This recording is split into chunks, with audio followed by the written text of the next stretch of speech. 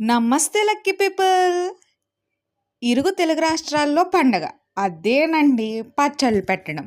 అది మా ఇంట్లో ఇవాళ జరిగింది.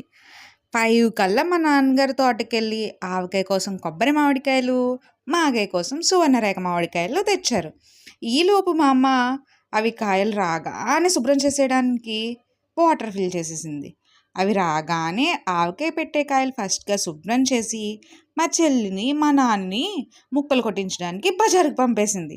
నేను, మా అమ్మ మిగిలిన కాయలను బాగా కడిగి, చెక్కు తీసి, పచ్చి మాగాయ కోసం రెడీ చేస్తున్నాం.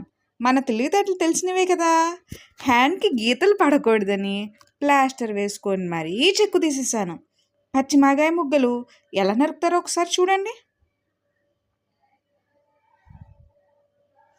ఈలోపు ఆవకాయ ముక్కలు వచ్చేసాయి. ఒక కొత్త విషయం ఇవాళ తెలుసుకున్నానండి. అదేనండి, ఆవకాయ ముక్కలకేమో ఎండ తగలకూడదంట. కా మాగాయ ముక్కలకేమో ఎండలోనే ఉంచాలంట. అయ్య బాబోయ్! మండుటెండలో మా అమ్మ 4 సార్లు ఎక్కి దింపించిందండి. పచ్చడి ఎలా కలుపుకోవాలో నెక్స్ట్ వీడియోలో చూద్దాం. కొంచెం లైక్ కొట్టి సబ్స్క్రైబ్ చేయండి.